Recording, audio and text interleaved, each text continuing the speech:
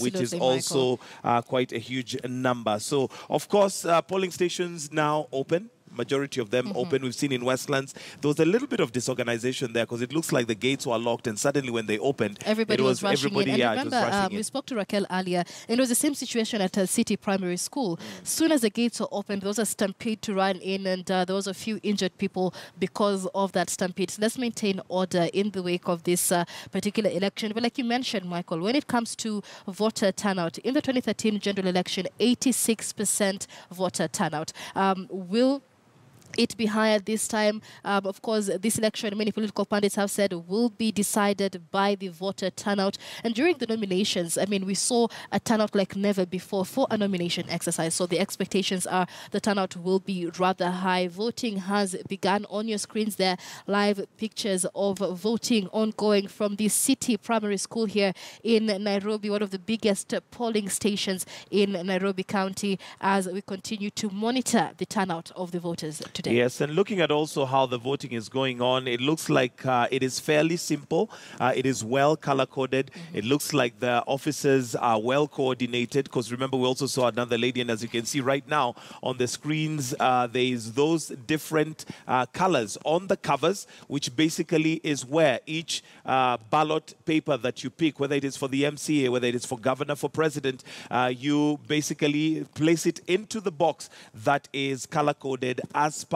the paper and the lid. So it looks like it's fairly organized, apart from those few incidences where we've seen a bit of stampeding because the gates were closed. People came early, so as soon as the gates opened, they basically ran in to be the first ones to vote. Yeah, it's fine. And I was a little worried earlier on, Michael, especially with the what is it called? Men being told that they're colorblind. And so, you know, the color of the ballot boxes there, rather interesting. But of course, polling has begun. We're keeping an eye on that situation. We'll also be exploring the state of the ballot papers on the ground in the wake of that differing directives by the IEBC. On one hand, that they will have invalid ballot or unstamped ballot papers, you know, taken as invalid. But of course, that decision was later reversed, and they said only stamped ballot papers will be termed as invalid. So voters have been asked to also verify whether the ballot papers do have a stamp at the back of it to ensure that your vote indeed does count. Yes, and on your screen now you can see Sam Cholet and Gladys Bose Cholet as they are casting their vote in Eldoret.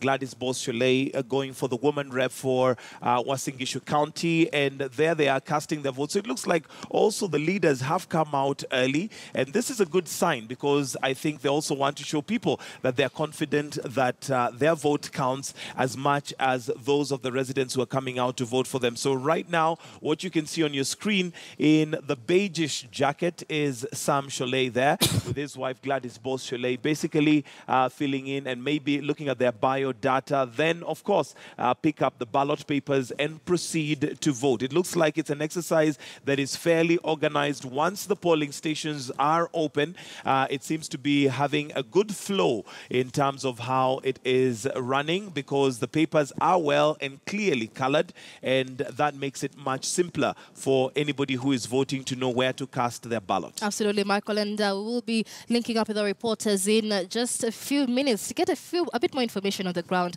especially with regard to the agents manning this election. Remember, most political candidates have said they will have agents. They're terming it opposition chunga kura. Right. And of course, IBC has said only a selected number of individuals who have been certified by IBC will be allowed to hang around the polling stations. So we continue monitoring the situation there. We are live in many parts of the country. Live pictures they're coming to you from Aina Koi, where voting is going on. We have also been to Nairobi, Mombasa, Kirinyaga, Kisumu, where voting has begun in most of the polling stations. And of course, a few delays running there for others who have not begun voting just yet. And as we can see there, Sam Cholet, I think, doing a selfie right there. The power of social media, right, and ensuring that they, I'm sure, are going to be posting pretty soon to say that they have cast their vote, and encouraging Kenyans to come out there and also ensure that they exercise their democratic right to select their next regime for the next 5 years, that which is happening happening today. Now, the message from IEBC has been very clear that security has been beefed up. There is enough security in all the polling stations. But also, there has been a message that as soon as you vote, unless you are accredited, unless you're one of those who have previously been accredited by the IEBC, then the best thing to do is go home and watch KTN News right here on Kivumbi 2017. We'll certainly be crossing from county to county, giving you details of what is happening as Kenyans have come out. We've already been to several counties. We've been to Kirinyaga County, to Kisumu, in Nairobi, in Meru. Right now, what you're seeing is Eldoret County as Gladys Bos-Shulei, one of the candidates on a Jubilee ticket, seeking for women rep for that particular Uasin Gishu County, casting her vote right there. And of course, Michael, speaking of social media, the conversation is continuing. Remember, the hashtag is Kivumbi 2017. And somebody here points out the trendsetter, saying the new queuing system is confusing a lot of voters. And this is something we need to get a bit more info on from our reporters on the ground, because IBC did mention there will be a new queuing system to ensure this goes as fast as possible. But voters here saying the system seems to be confusing a lot of voters. But we'll be getting to know which criteria is being used while voting here. But let's take a look at what more Kenyans are saying. Paul Otieno Onyango saying, wishing you the very best in this busy civic day. May a fair, just and a credible election win the day. Jockey says that it's awesome. Just waiting to cast my vote. That was sent earlier on, so I don't know if by now whether he has cast it. We also have Roy Odhiambo who says, this is the day that the Lord has made, and we will rejoice and be glad in it. So there you go. Kenyans basically out there with this. Collins Onyango also says, don't forget to cast your vote, first timers. So of course, we do have a huge number of people who are going to be casting their vote for the first time. Michelle Ngele being one of those. Absolutely. And very a excited, reminder right Michael. there. Very excited. I hope my boss will give me some time to go out and vote. But Apollo Otieno continues and says, I have listened, I have looked, I have analyzed the political scenario, and I see a very high voter turnout this time round. Well, let's hope so as Kenyans make that decision. But Julia says, so on average, each voter is taking about 5 minutes to vote. Then that means we require about 58 hours for just 700 voters. So we do hope that that new queuing system will really fast track and speed things up in this voting process. Yes, because one of the things that, of course, many are concerned about is the delays. And sometimes when there are those delays, anxiety rises. Absolutely. And it becomes a little bit tense in the country. And as you can see on your screens right now, that is Sam Sholay basically going through the queuing system. I believe his biodata has already been verified. We already have Gladys Bos-Shulei, who is ahead of him, I believe, casting her vote right now. And of course, we already spoke to our reporter, Elvis Kosgei, who is in Eldoret, basically telling us that things are going on well. It's all systems go. Paul Otieno on social media, or rather on Twitter, tells us that it is too early to tell whether things are going on well. But I think it's good to say that they opened on time. Majority of the polling stations that we have seen have opened on time. They seem to have things well organized. So maybe it's just getting that flow and getting people to move ahead. That should be Gladys Bos-Shulei, that we can see the backshot there as she gets ready to cast her vote. Right. Now, not Michael, of course, in this election, many times we have cases of spoiled ballots. And of course, in this election, several directives have been given by the Independent Electoral and Boundaries Commission. Take a look at how Gladys Bos-Shulei is casting her ballot there. So every ballot paper comes with a color that matches the lead of the ballot of that particular position. And so, as you see there, she is looking for the green ballot, which she will be dropping in the green ballot box. Remember, if you drop the wrong ballot paper in the wrong box, even if it is correctly marked, it will be considered a spoiled vote. And in the wake of this excitement, remember, even as you vote for your candidate, your mark must be within the box that has been provided. And so if you're too excited and put a very long tick that spreads over to another box, that again will be a spoiled vote. Yes, another thing that the IEBC made it very clear is that sometimes you put a tick on the candidate you want and put an X on the rest. You should not do that. Right. That will be a spoiled vote. So you only mark for the candidate that you want to vote for. Remember, you only mark for that candidate. You can either use a tick or a cross, but only within the box of that particular candidate.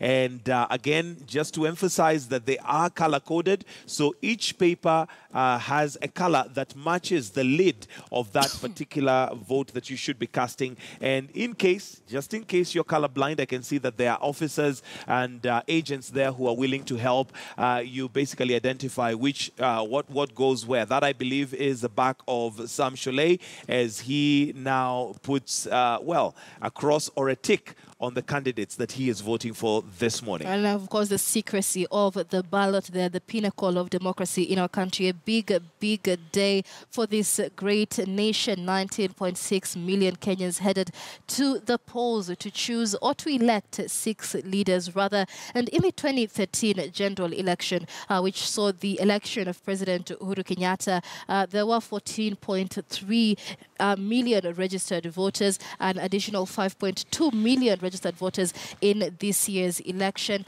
And of course, like I mentioned, a turnout of 86% in the last general election. What will the situation look like today? Only time will tell. It is the 6th election in the history of Kenya since independence, all the way from 1992 when the first election was held, the wake of the multi-party era and democracy in this country. And voter turnout year in, year out, Michael, has been increasing. I mean, in 1992, it was at 36%.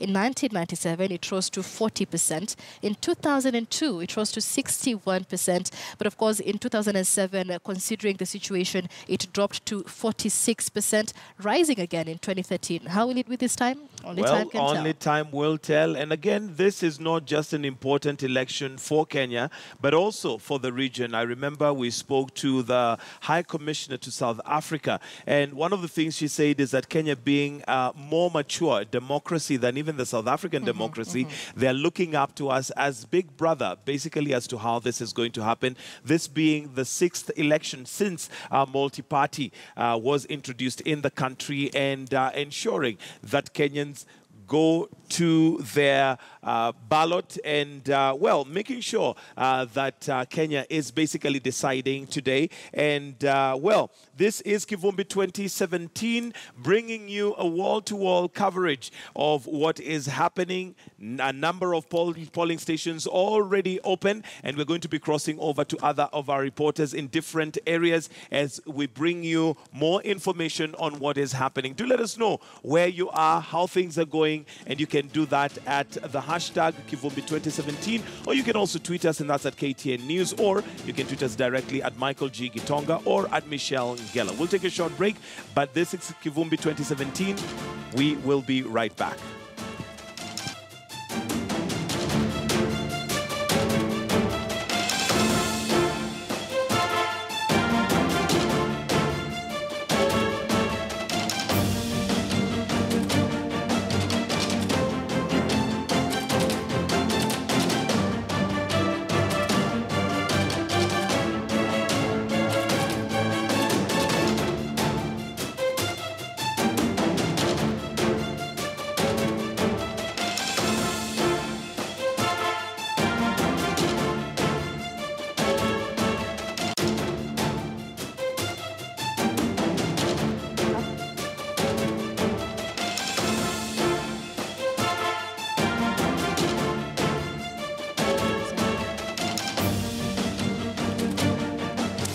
And of course, our reporters are stationed in every corner in all the 47 counties across the country. This election